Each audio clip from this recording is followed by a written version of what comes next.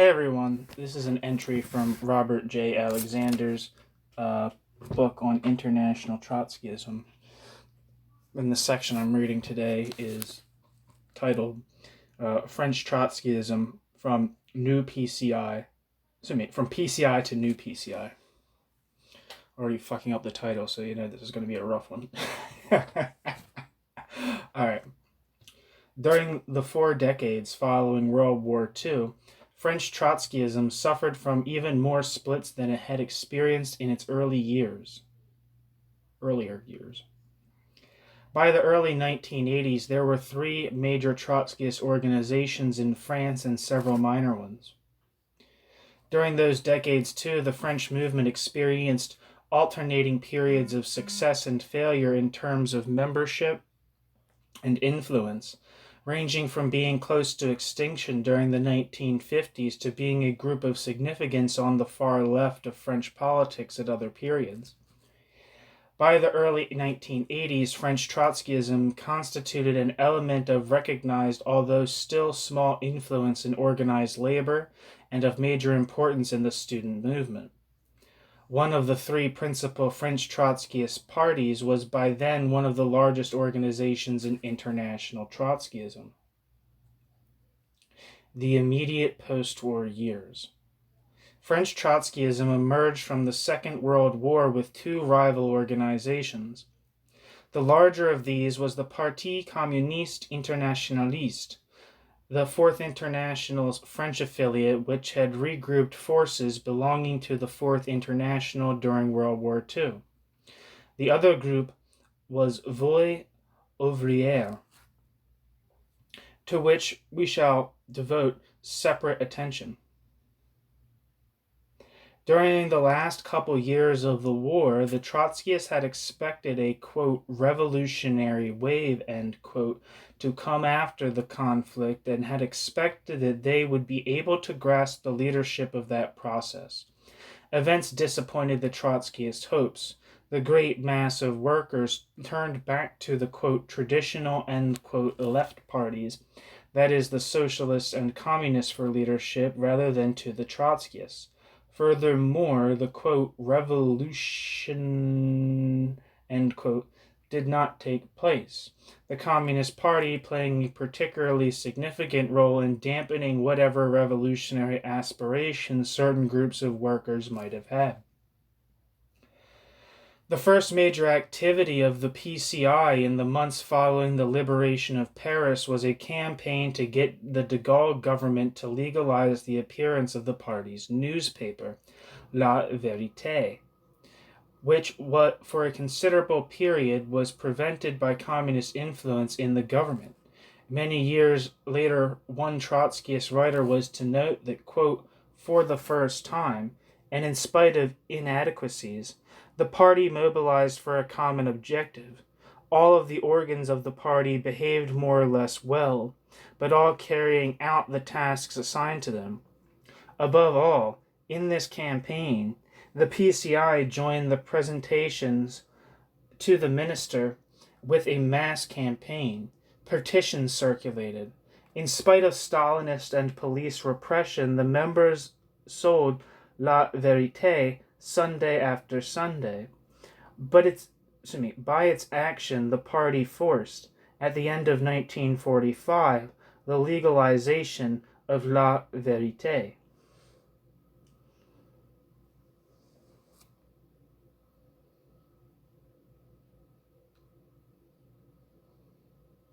However, one second.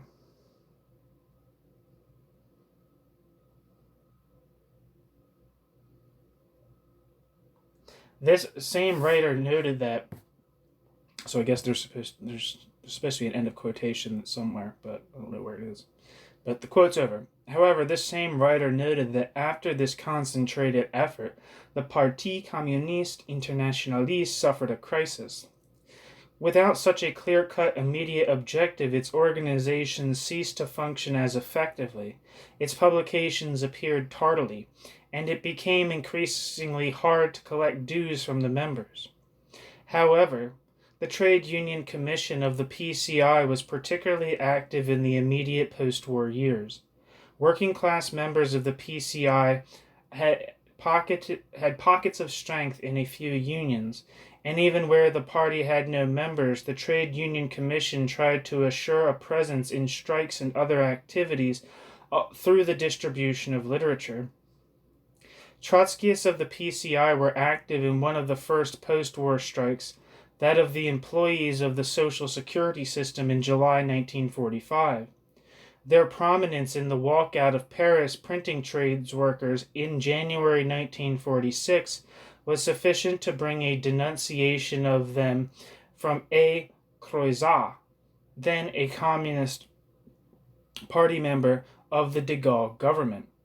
During the strike, the PCI paper La Vérité, which backed the walkout, was the only periodical the strikers would allow to appear.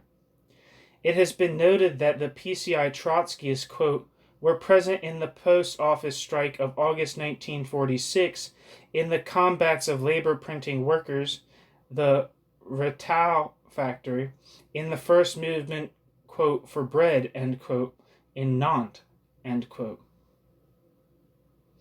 The PCI trade unionists also played a role at the time of the Renan strike in May 1947, although the rival Voix Ouvrière group was more important in that walkout. The PCI pushed unsuccessfully to convert the Renan walkout into a general strike of metal workers. The Trotskyists of the PCI were also active in the widespread strikes of November-December 1947. Some 4 million workers, including teachers, metal workers, miners, white-collar workers, and railroaders, went on strike. Both groups of Trotskyists were active in the strike in the Renan factories, but the communists who controlled the Confédération Générale du Travail, CGT, with which the Renan workers were affiliated, used the strike to break the influence of the Trotskyists in that union. At the time of the split in the CGT in December 1947, with the formation of the socialist-controlled CGT Force Ouvrière, the Trotskyists of the PCI urged reunification of the Confederation. They established, quote, Unité syndicale, end quote, at a conference in Paris in February 1948, which, quote, proposed to struggle for trade union unity, organizing groups of militants inside each labor union, as well as, quote, committees of inter-union coordination, end quote. Their program, meeting of an extraordinary Congress of reconstruction of a single CGT, democratic reform of the reunited CGT, establishment of a platform of demands, end quote. The new group began issuing a periodical, Unité syndicale. In 1950, a new periodical, L'Unité, succeeded Unité syndicale, which had not appeared for several months. Jacqueline Plouet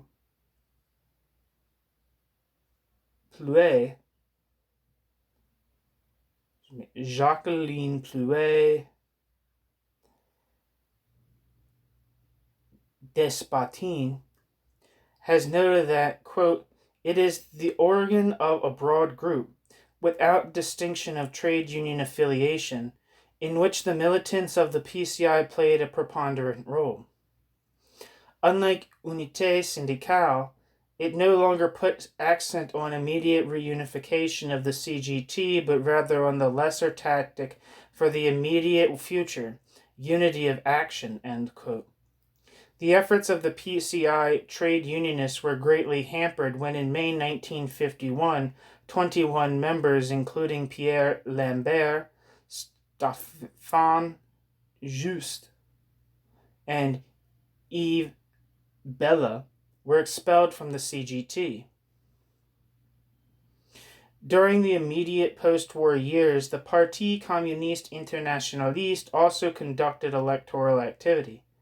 At the time of the elections for a constituent assembly in November 1945, they ran candidates in Paris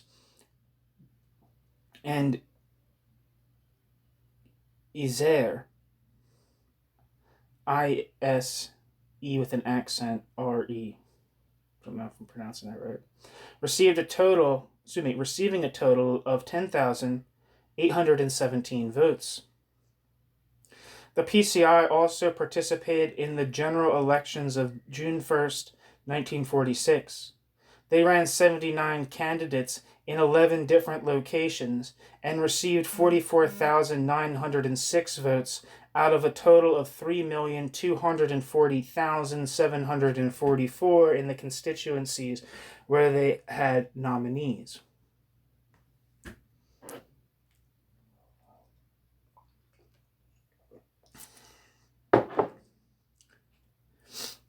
Campaigns on international issues were another important PCI activity. It was the only party to protest against massacres of Algerian nationalists in May 1945. It also opposed the de Gaulle government's plans for reconquest of Indochina, declaring its support for the full independence of the Indo-Chinese peoples and demanding the withdrawal of French troops. In this connection, it helped to organize a branch of the Vietnamese Trotskyist Party in France after the Vietnamese Stalinists had murdered most of the Trotskyist leaders in that country.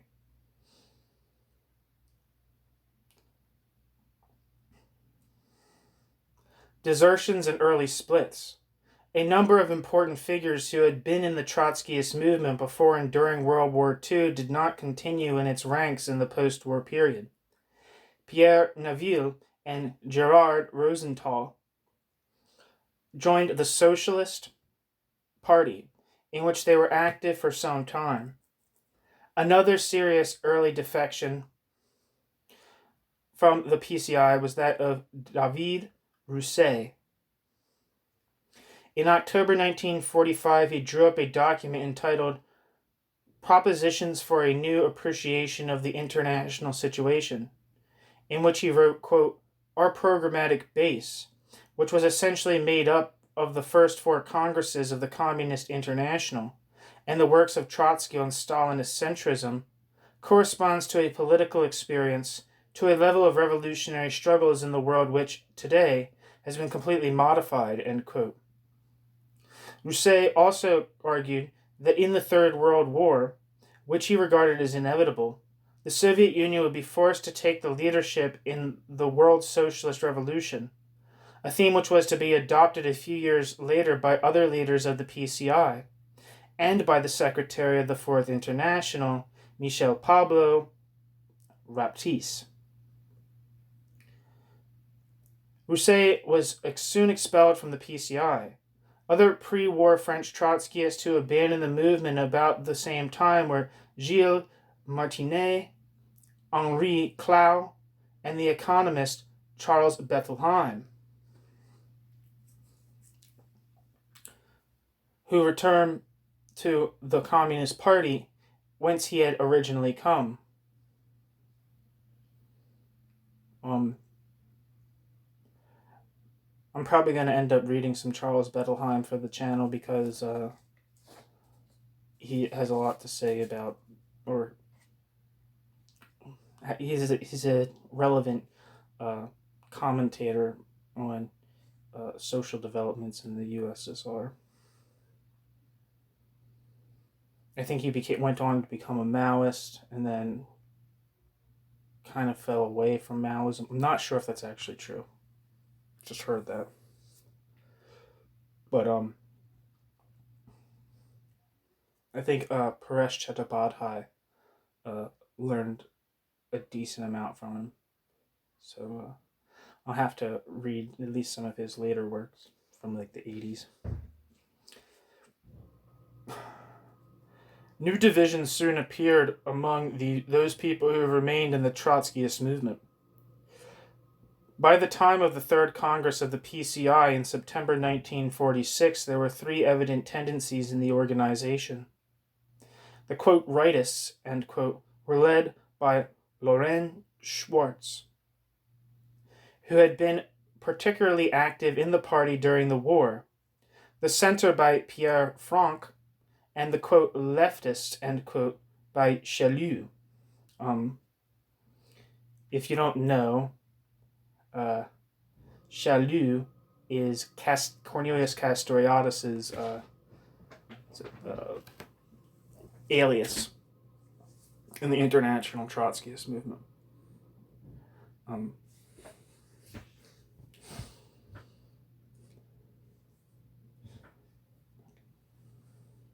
The Chaulieu, I think it's Montal. I can't even remember, but the Chaulieu Montal, if the second name is correct, is the tendency formed by Castoriadis and Claude Dufour in the Fourth International that eventually broke from the Fourth International and from Trotskyism in the late 1940s.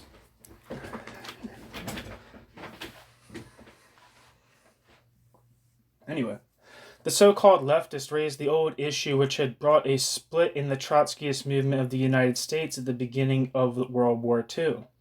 The, quote, nature, end quote, of the Soviet Union. Quote, they defined the Stalinist bureaucracy as a class and saw in the communist parties of the world the elements of this new social class in formation, ... It was not a parasite It was not a parasite caste.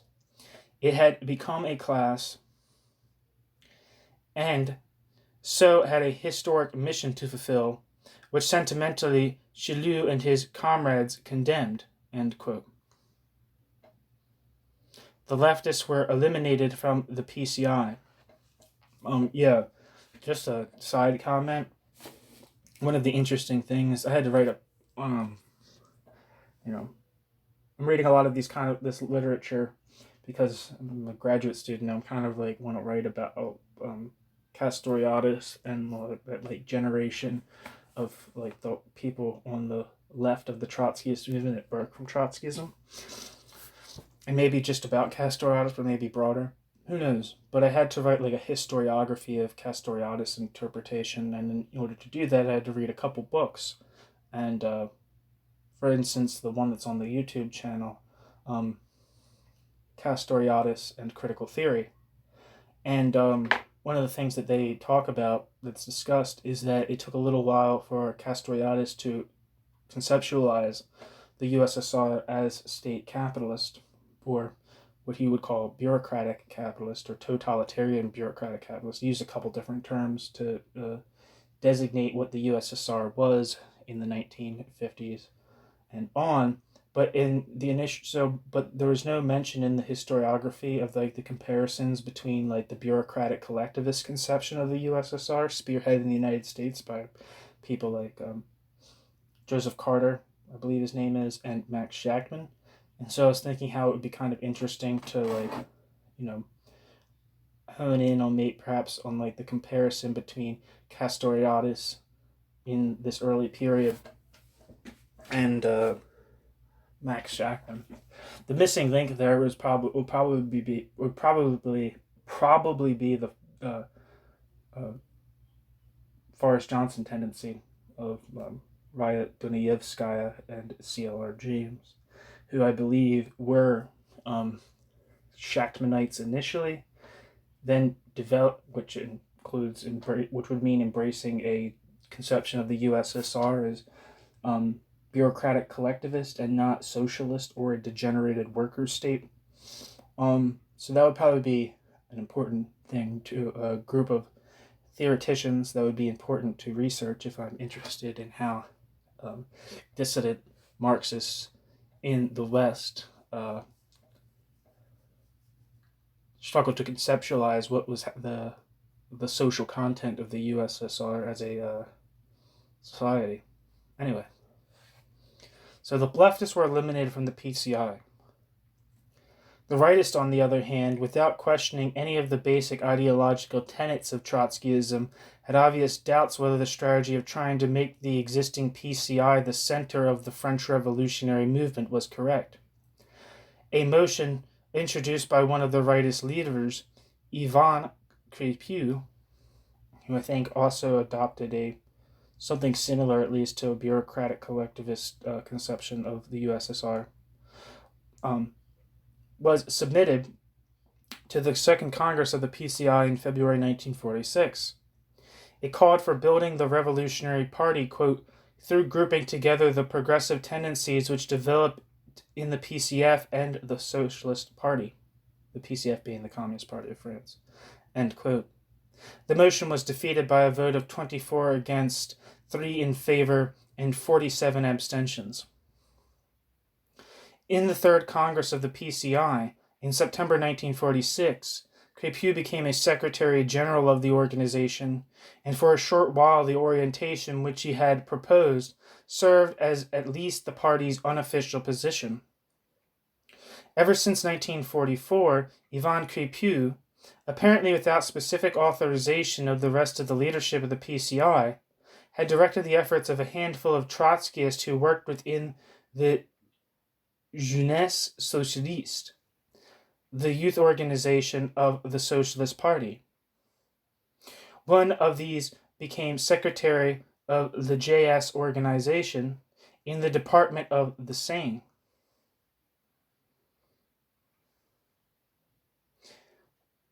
While another became secretary in charge of doctrinal education of the JS. Both are on the executive committee of the organization. After the Socialist Party officially dissolved the Jeunesse Socialiste, its Secretary General, Marcel Rousseau, joined the Parti Communiste Internationaliste. At the next Congress of the PCI in November 1947, Yvan Craipeau and his faction were defeated by the, quote, centrist, end quote, headed by Pierre Franck and Marcel Blaibtrou. At the same time, a motion supported by the Craipeau faction was defeated. It urged, quote, a plan of penetration of our forces in the YS, Action Socialiste Révolutionnaire, la Bataille Socialiste, the periodical Franc Tireur, which published 250,000 copies, Revue Internationale, ... end quote. This document went on to urge, quote, the discussion with those who wish to form, keeping the closest and most fraternal contact with the revolutionary elements of the labor movement, a vast organization of all the live forces of the people for the development of a real force and to convoke a national conference of all the workers' currents, repudiating both Stalinism and the third force to construct a new labor movement, even if the PCI is rejected as such an organization, end quote.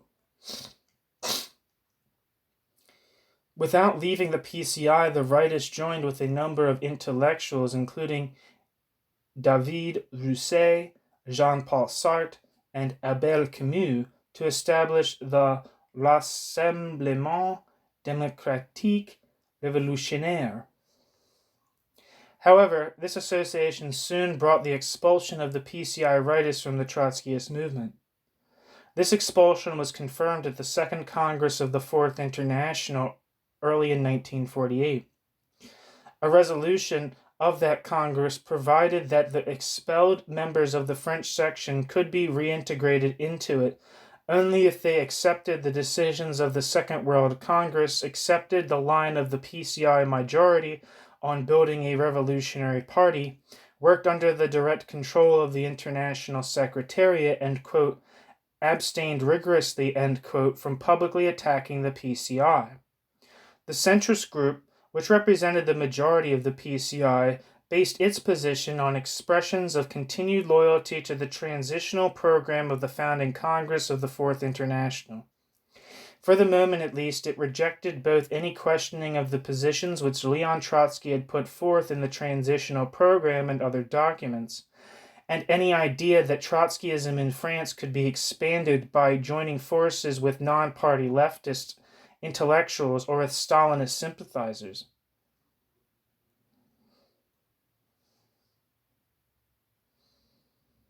However, Before long, there would be an even more serious split in the 1948 majority of the PCI. Meanwhile, the French Trotskyists were faced with the unexpected but very welcome split between the Tito regime in Yugoslavia and Stalin. They reacted to that break with great enthusiasm.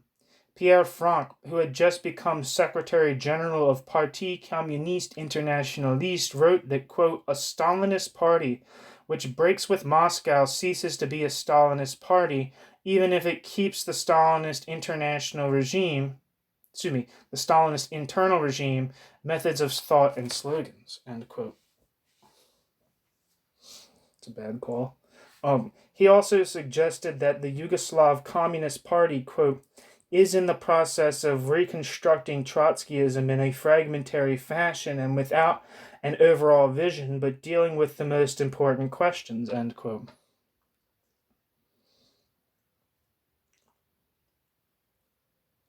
For some time, the French Trotskyites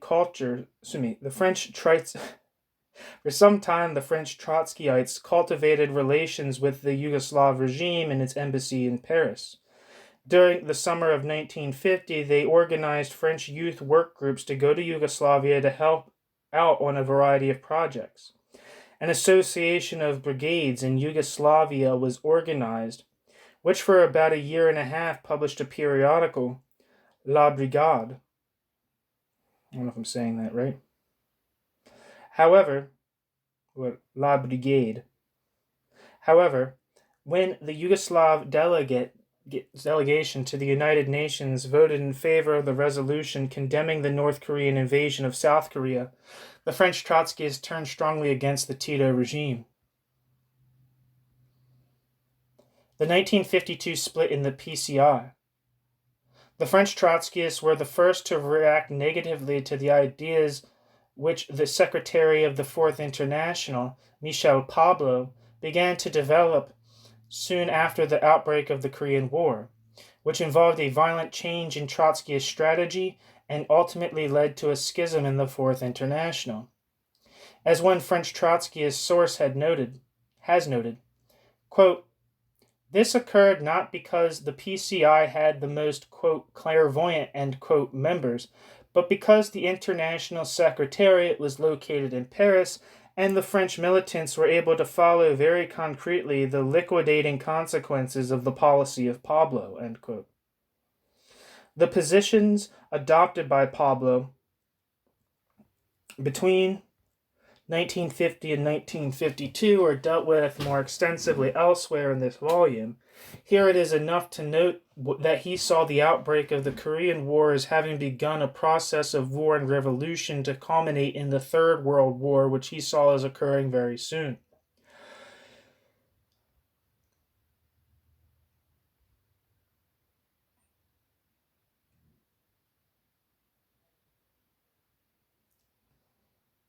Pablo drew from this analysis the conclusion that the Trotskyists did not have time to build up, quote, "the party of the world revolution," end quote, as the Trotskyists had been attempting to do since 1938. He therefore called for a new strategy of, quote, "entrism," end quote, into the socialist or communist parties of each country, depending on which of these two was the predominant working class political element. But this was to be a new kind of, quote, "entrism sui generis," end quote, which would be of a very long duration and have as its objective gaining the leadership of the tendencies, particularly within the communist parties, which, Pablo argued, would be forced by the long-lasting cycle of war and revolution to take the lead in bringing about the world socialist revolution. Insofar as France was concerned, this meant that the Trotskyists should orient themselves toward entering and becoming very active in not only the faction of the labor movement controlled by the communists, the Confédération Générale du Travail, and the many front groups which the Communist Party controlled, but also entering the Communist Party itself.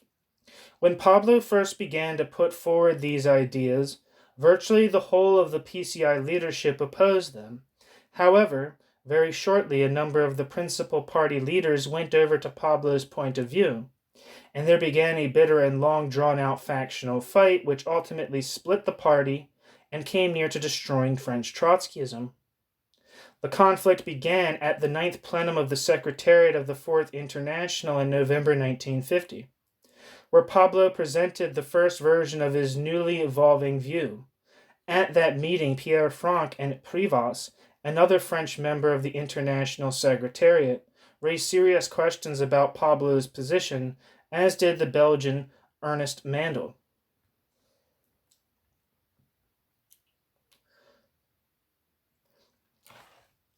Right after the 9th plenum, there was a meeting of the Central Committee of the PCI.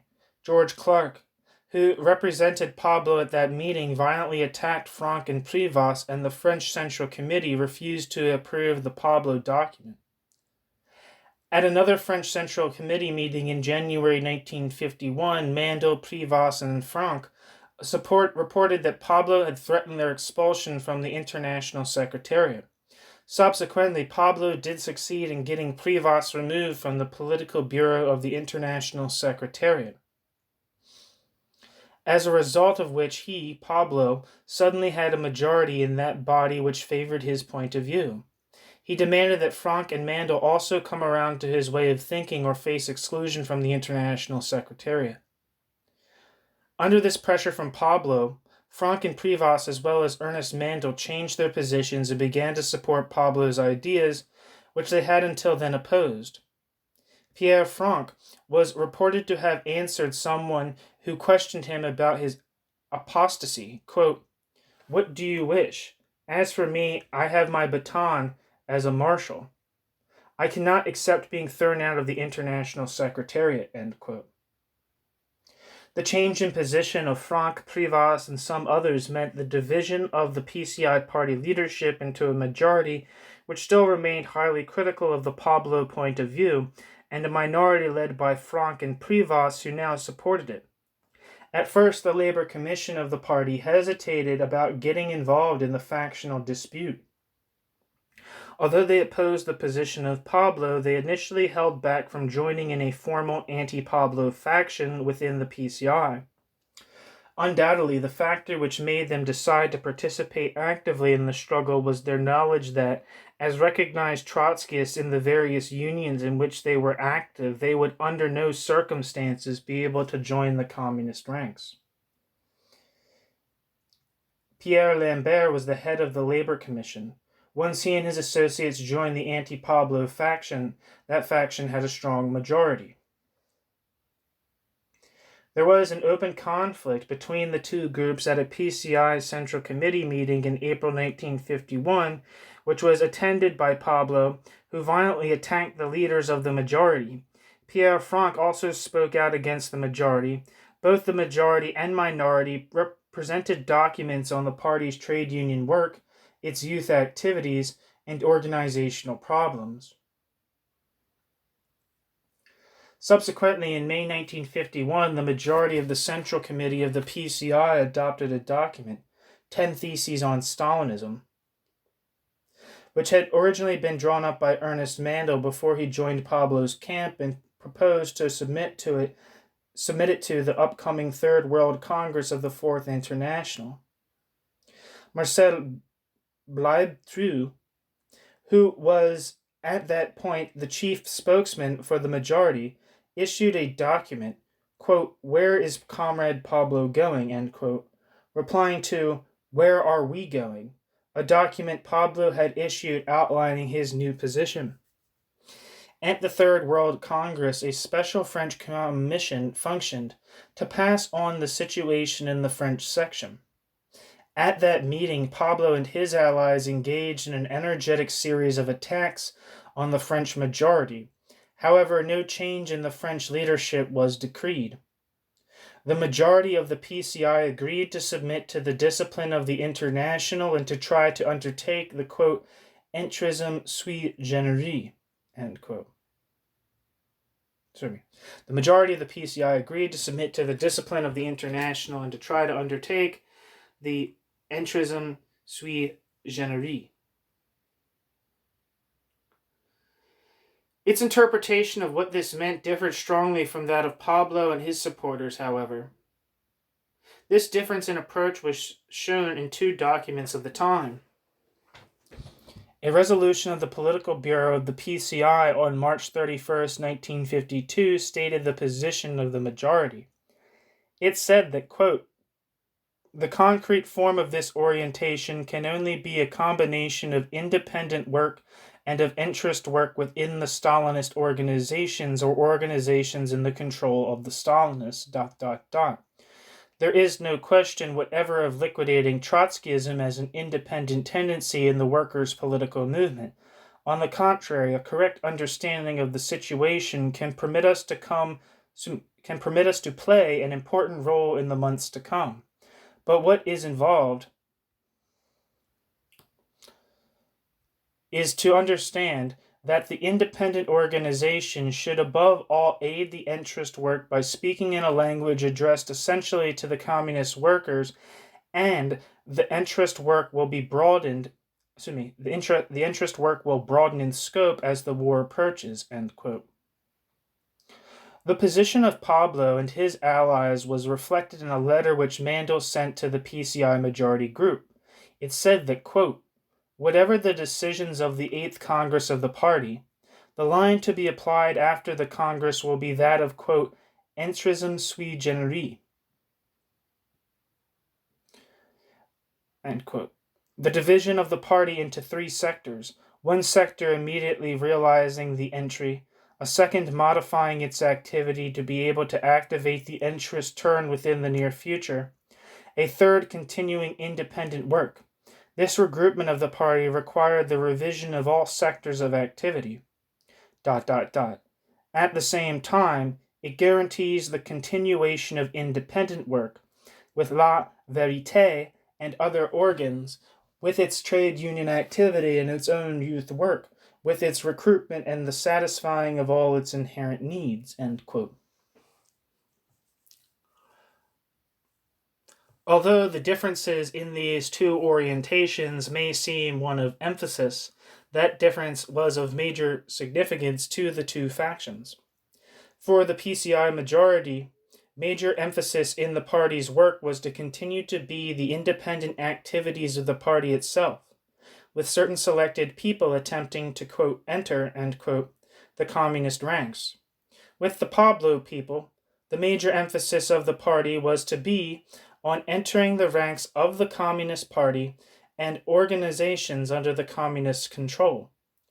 The final stages in the dispute were the, quote, suspension, end quote, in January 1952 of the majority of the members of the PCI Central Committee and Political Bureau by Pablo in his capacity as head of the, quote, World Party of the Socialist Revolution, end quote. The acceptance in March 1952 by the PCI majority of a temporary political bureau in which Ernest Mandel, representing the International Secretariat, had the casting vote.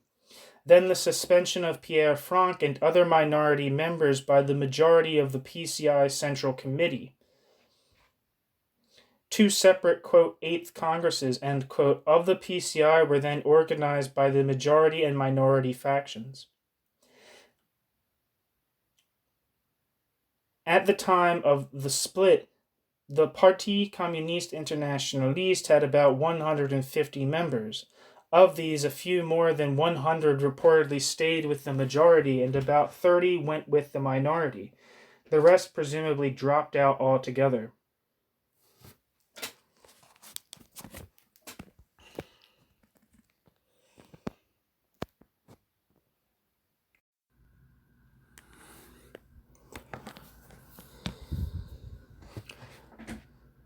French Trotskyism after the 1952 split.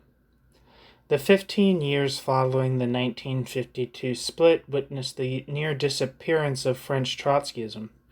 The division of the already tiny PCI left neither group able to, for many years, to carry on more than exceedingly modest propaganda work. The group which attempted seriously to carry out the Pablo type of entrism sui generis fared very badly.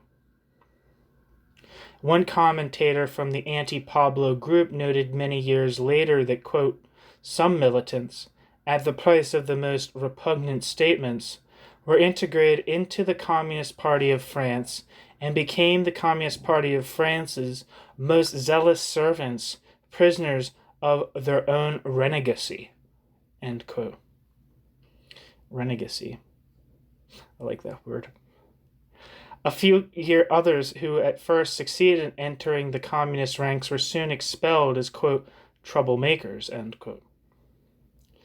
In the one area in which the PCI Trotskyists had a modicum of influence in the unions before 1952, and where they attempted, quote, entrism sui generis, end quote, the results were disastrous. This was in Brest, where the Trotskyists had participated in leadership of an important strike in 1950, but where the Trotskyist group totally disappeared after entry into the communist ranks. The majority PCI, which had opposed Pablo's policies, did only marginally better than its rival during the years following the split. By 1958, its membership had fallen from about 100 to only 50. Furthermore, the organization was transformed in the 1952 to 1956 period from a party, at least in embryo, to what they themselves admitted was a, quote, group, end quote. This change in the nature of the organization was described thus by the ex-majority PCI group itself many years later. Quote, after the split, the Trotskyist fraction no longer functioned as an organization. It was reduced by the force of circumstances to a, quote, group, end quote, in which the old nucleus took the place of all organization in training the militants, in the accomplishment of tasks, the political line defined on its own responsibility, with a minimum of control by the militants. It could not be otherwise. It was only at this price that the essential factor could be preserved, the continuance of militant Trotskyism in France, end quote. However, in spite of their small number and very limited resources, the ex-majority of the PCI, who came to be known as Lambertists, continued to be active in organized labor. Years later, they described these activities thus, quote, after the general strike of August 1953, in September-October 1953, at Nantes-Bardoux in 1957, in the movement of public employees, in the banks, July 1957, among the Parisian metal workers, and among the teachers. The Trotskyists are present participating, analyzing, end quote. They were also active in other fields. They participated in the Action Committee of Intellectuals against the Algerian War, which opposed the French attempts to suppress the revolt of Algerian nationalists. However, in the Algerian struggle, they committed what they later recognized as being a major error. The Lambert group particularly supported the Mouvement Nationaliste Algérien, MNA, which had begun the struggle for Algerian independence but was later superseded by the Front de Libération Nationale, FLN, the ultimate winners in the struggle for independence. The Lambert group worked within the MNA, but did not push for its conversion into a, quote, Marxist vanguard, end quote. The strong stand of the Lambertists PCI against the Algerian War brought retaliation from the French government. François Mitterrand, then Minister of the Interior in the administration of Pierre Mendès France, banned the circulation of the party's paper, La Vérité, in Algeria late in 1954 and opened a, quote, investigation, end quote, of the paper in Paris. The minister apparently found two articles: "It is better to die to live on one's knees," and "Trial of Sorcery in Udja, Audjda," end quote. It numbers 34 and 345 of the newspaper to be particularly offensive. During this period, the Lambertists also continued to play a role in international Trotskyism. When the Socialist Workers' Party of the United States finally broke with Pablo and the International Secretariat early in 1953, the Lambertists became the French section of the rival International Committee, which was organized under the leadership of the Socialist Workers' Party of the USA. Until 1958, the Lambertist group continued to publish La Vérité as a weekly paper. In October of that year, it was converted into a monthly magazine, quote, which corresponded to the real situation of the Trotskyist forces, ... end quote. 2 years later, they also began to issue a mimeographed weekly, Information Ouvrière, which, quote, thus initiated a patient effort to rally forces which permitted the recruitment of the first group of militants, quote, friends, end quote, or readers through whom a class policy enlarged its influence, end quote. In the spring of 1961, they also made their first effort to work once more among students. A handful of Trotskyists joined the others to establish the Liaison Committee of Revolutionary Students, quote, the activity of which, very modest at first, was to grow quickly as the working class recovered the terrain conquered by the bourgeoisie, end quote, with the advent of de Gaulle to power once more.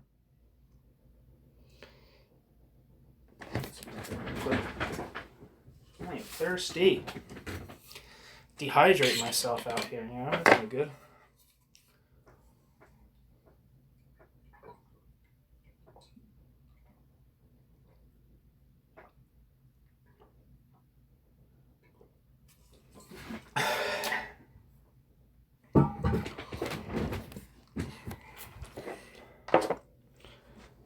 In February 1964, the Lambert Group was able to convert their mimeographed bulletin Information Ouvrière into a monthly printed newspaper. It had a subtitle, Open Forum of the Class Struggle. Many years later, it was reported that this periodical had become, quote, the organizing center of the vanguard, ... end quote.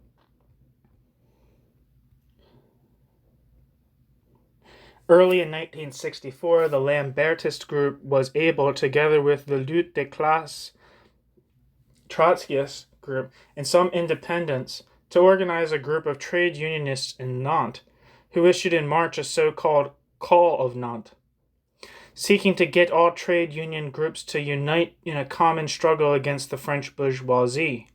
Later, the Lambertists were to argue that this was a first step in labor developments which culminated in the May-June 1968 general strike, which almost overthrew the de Gaulle regime. At the end of 1964, the Lambertist group held its 13th Congress. At this meeting, it sought to, quote, begin the march towards an organization, to free itself from the politics of a group, ... to undertake the unique role it had of winning over the vanguard workers element, end quote. Further efforts were being made among the students. A mimeographed student bulletin, Revolte, was launched, around which efforts to establish a youth organization were conducted. The CCI-PCI. At their 14th Congress in December 1965, the Lambertists took the name Organisation Communiste Internationaliste, OCI, which they were to keep for nearly 2 decades. Many years later, they explained what they had conceived to be the significance of the assumption of a new name. Quote, this political act was of extreme importance. far from being motivated by the formal desire for a, quote, appellation, end quote. It corresponded to the reality of the forces of French Trotskyism, to the recognition of an important stage on the way to the construction of the party in connection with the tasks of reconstruction of the Fourth International, end quote. The newly named organization continued its activities among both students and workers. The Revolte Youth Group helped to organize a meeting in June 1967 attended by 1,000 young people, quote, to organize political action against the bourgeoisie, its government, and its state, end quote.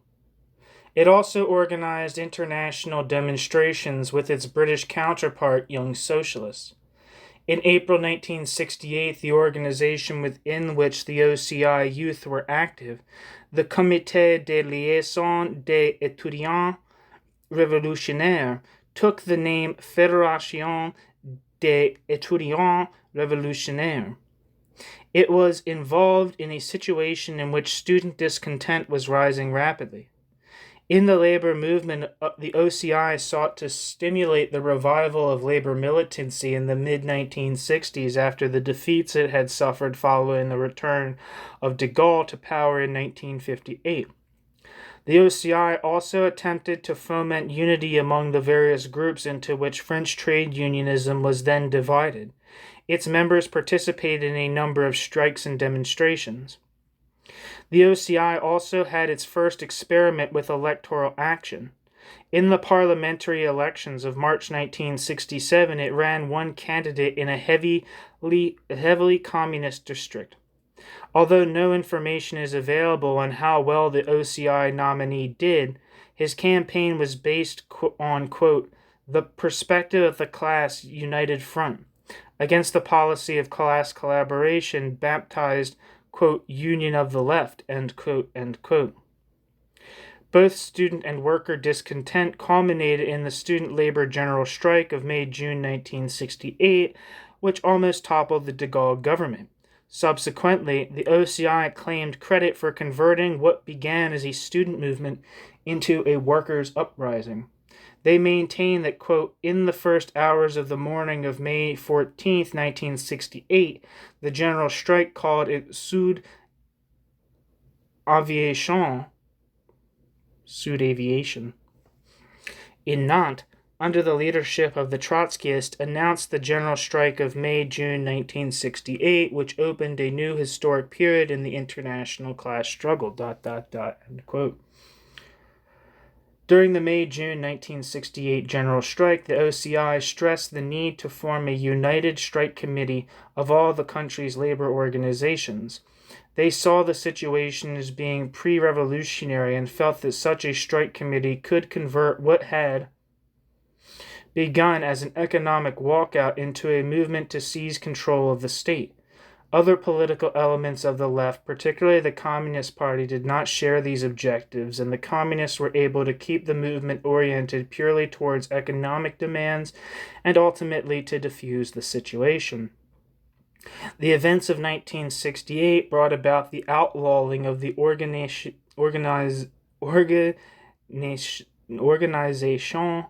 Communiste Internationaliste by the de Gaulle government. They continued to function as the Comité de l'Alliance Ouvrière. Following the events of May-June 1968, the youth organization of the Lambertist faction of French Trotskyism played a particularly important role. Early in March 1969, they organized the first conference of the Alliance des Jeunes pour la Socialisme, AJS, in Paris, attended by 400 delegates who were said to represent, quote, several thousand members throughout France, end quote. The group was headed by Charles Berg. The conference was addressed by Francois de Massé of the CAO and a delegate from the British Young Socialists. At the time of a meeting organized in February 1970 by the AJS in one of the biggest halls in Paris, attended by an estimated 8,000 young people. The organization claimed that it had 4,000 members, of whom about half were reported as being, quote, active, end quote. They included not only secondary and university students, but workers in such plants as Renault, Michelin, Nord Aviation, Sud Aviation, the post office, and the social security system.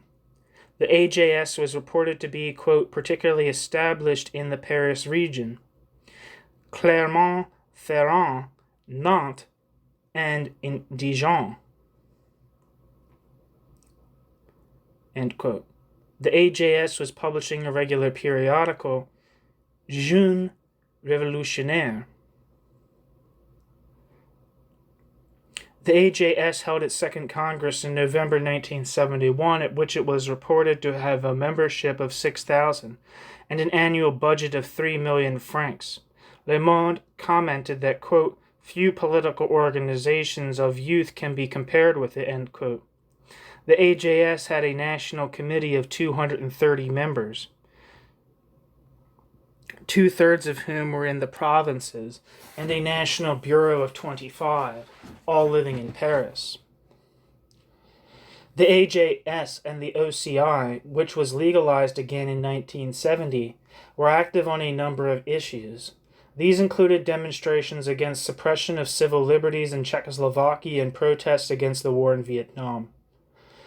During the early 1970s, the OCI published and distributed a number of pamphlets dealing with various aspects of the party's program. There were publications in opposition to the Popular Front. At the time of the campaign of the Unity of Left coalition in 1973, a historical one of Stalinism, degeneration of the USSR, and of the Communist International, and one on the United Labor Front and the construction of the Revolutionary Party. The OCI also conducted electoral activities. In the 1973 parliamentary campaign, after first negotiating with the other two Trotskyist groups, the Ligue Communiste and Lutte Ouvrière, it finally decided to run 19 candidates of its own and to urge their supporters in other constituencies to vote for, quote, recognized workers' organizations, end quote, meaning particularly the Communist and Socialist parties.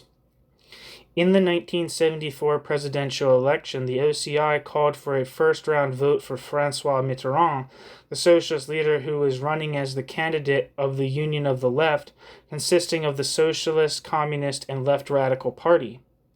In the municipal election of 1977, the OCI joined with the other two Trotskyist groups in signing a, quote, pact of alliance, end quote, and running joint slates of candidates in various parts of the country. This document summed up the alliance's program under 4 headings. 1. Develop the possibilities of worker control. 2. Support the struggle of the workers and toiling populace. 3. Defense and extension of democratic rights, and 4, change the conditions of life. In the parliamentary election of 1978, the OCI again joined with the LCR and LO.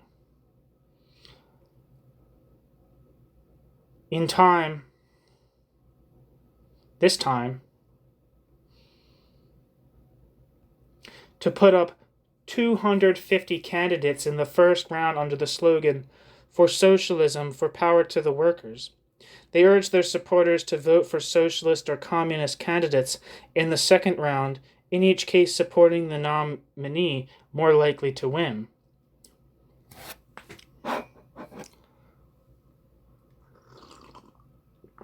In the 1981 presidential election, the OCI again called for a first-round vote for Mitterrand, the Union of the Left nominee. However, in doing so, it issued a statement saying that, quote, it is necessary to destroy the bourgeois state, establish the power of the councils, construct the workers' state, expropriate capital, ... It is impossible to march ahead if one fears to march towards socialism, end quote. Finally, the OCI statement urged, quote, the construction of an authentic party of the working class, end quote. In 1983, the Parti Communiste Internationaliste which name the OCI had resumed, organized, quote, workers' unity, and, quote, list of candidates for municipal elections. They won a handful of seats on municipal councils in several different parts of the country.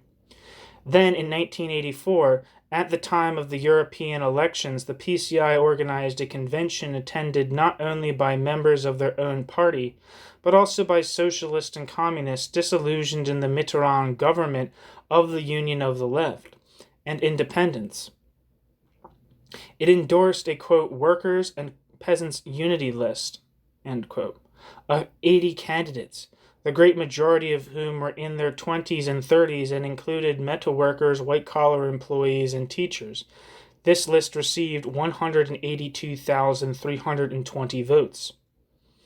The list supported by the PCI in the 1984 election received about 0.91% of the total votes cast, about half as many as were obtained by the other avowedly Trotskyist ticket, that of Lutte Ouvrière.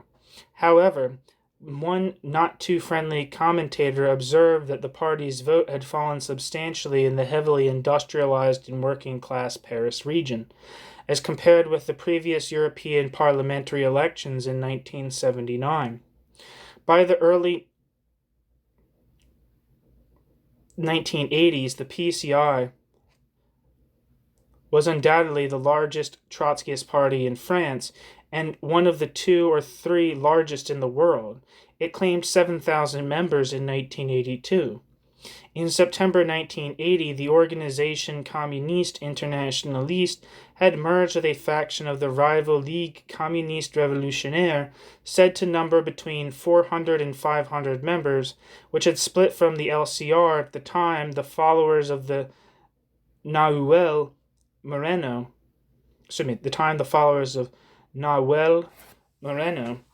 had quit the United Secretariat of the Fourth International in 1979. They formed the United OCI. Shortly afterward, the party's name was changed to Parti Communiste Internationaliste. By the early 1980s, the PCI was active within the communist-controlled Confédération Générale du Travail and the socialist-oriented Force Ouvrière. They refused to work within the Confédération Française Démocratique des Travailleurs, which was Catholic in origin, but aligned with the Socialist Party on the grounds that it was, quote, church-controlled, end quote.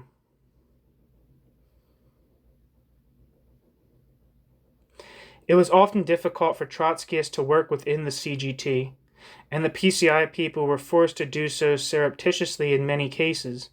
However, by 1982, they claimed to have at least some influence in the metal workers, chemical workers, and social security workers union of the CGT. The PCI could work much more openly in the Force Ouvrière.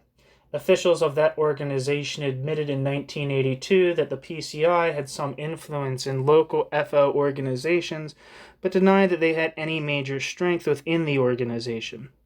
The PCI was one of the 2 major political groups with influence in the student movement by the early 1980s.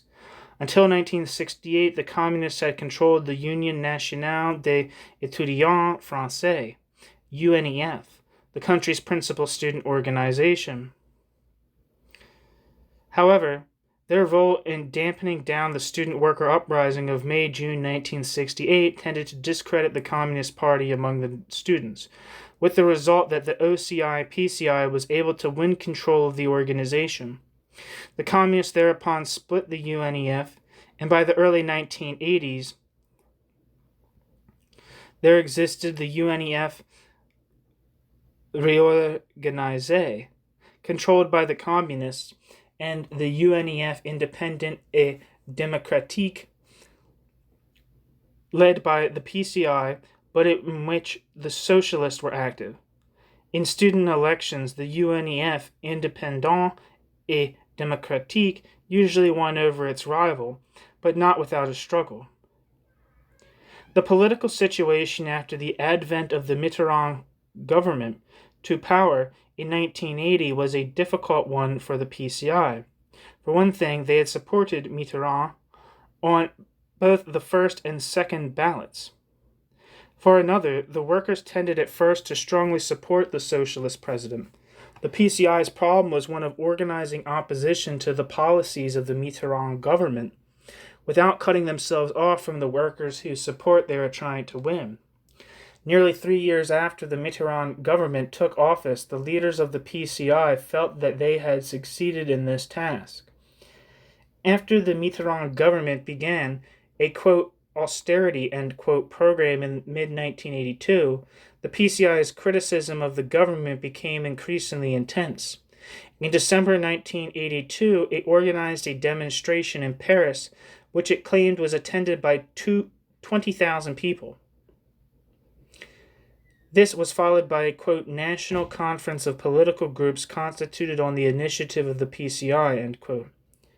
The theme of this conference was, quote, socialist communist deputies respect the mandate of the people, end quote. This conference insisted that, quote, it is necessary to change course, end quote.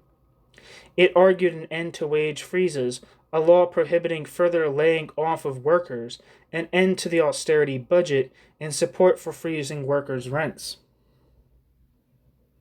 The PCI widely distributed leaflets condemning the Mitterrand government's policies. A typical one was entitled, quote, another policy, end quote, and its headlines read, quote, freezing of wages, increasing unemployment, freezing of hospital budgets, the policy of Delors applied against the workers, another policy is needed, end quote. Another leaflet, labeled a supplement to the party newspaper, Information Ouvrière, was addressed particularly to the steelworkers. It opposed the government's program to rationalize the steel industry in Lorraine, which was resulting in a layoff of 20,000 workers. A PCI document of July 10, 1982, directed, quote, to the responsible cell leaders, end quote, recounted the party's activities between June 4th and July 7th. These include a series of meetings in Paris and provincial cities on June 4th, a demonstration against visiting U.S. President Ronald Reagan on June 5th, demonstrations on June 13th in various cities for liberation of the imprisoned leaders of Polish Solidarity, a meeting of a steelworkers delegation with an official of the president's staff, the sending of letters and telegrams to Mitterrand against steel layoffs, and a meeting on June 16th against the Israeli invasion of Lebanon. The same document indicated the basic orientation of the PCI. It stated that, quote, the working class keeps its forces intact. The PCI, taking the line of rupture with the bourgeoisie, keeps the whole initiative of carrying out a tactic seeking, to aid the working masses to themselves, bring about the revolutionary crisis. We are at the beginning of a turnabout. It is necessary then to precisely discern, the first steps of this turnabout, to follow with all the inflexibility necessary the combat required for the construction of the revolutionary party, end quote. International affiliation of the OCI-PCI. As has been noted earlier, the majority group of the post-World War II Parti Communiste Internationaliste was expelled from the Fourth International in 1952. When in the following years the International Committee of the Fourth International was established under the aegis of the U.S. Socialist Workers' Party, the PCI became the French section of that group. However, when the SWP took the lead in attempting to reunite the two factions of international Trotskyism, the Lambertists opposed this effort. The Lambertists felt that reunification was being suggested on the wrong basis, that before the two international groups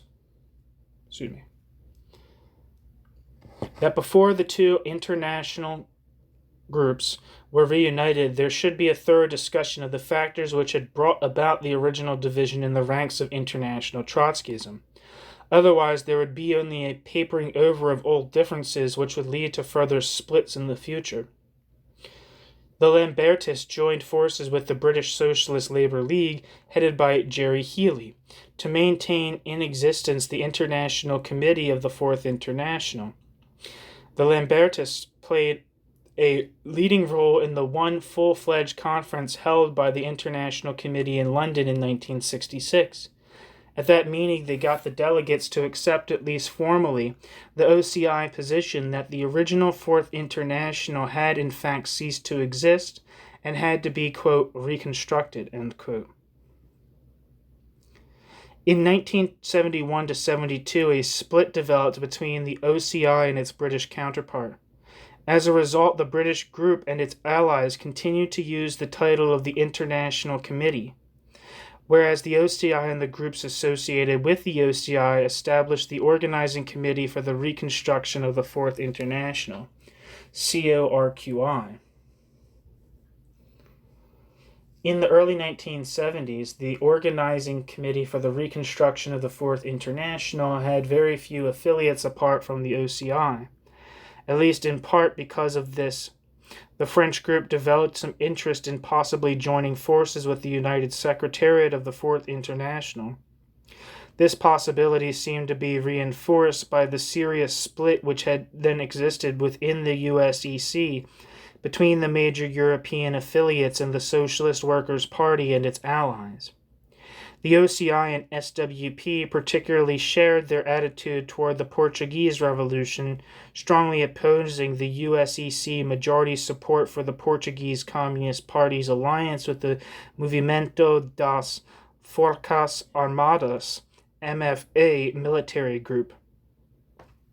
By 1977, the overtures between the OCI and the Socialist Workers' Party had broken off. However, early in 1979, the OCI again undertook negotiations with the United Secretariat. These discussions, ending after the split in the USEC at the end of the year, resulted in the exit of many of USEC's Latin American affiliates under the leadership of the Argentine, Nahuel Moreno. For about a year, from late 1979, the forces led by OCI formed an alliance with the Moreno group. When that liaison broke down, the OCI fully revived the Organizing Committee for the Reconstruction of the Fourth International, CORQI. Conclusion. By the early 1980s, the group, which had begun as the majority faction of the post-war Parti Communiste Internationaliste, was undoubtedly the largest and strongest Trotskyist organization in France. It controlled the largest segment of the student movement and probably had the most influence in the labor movement of the three principal Trotskyist groups. It was also the center of one of the three principal tendencies in international Trotskyism.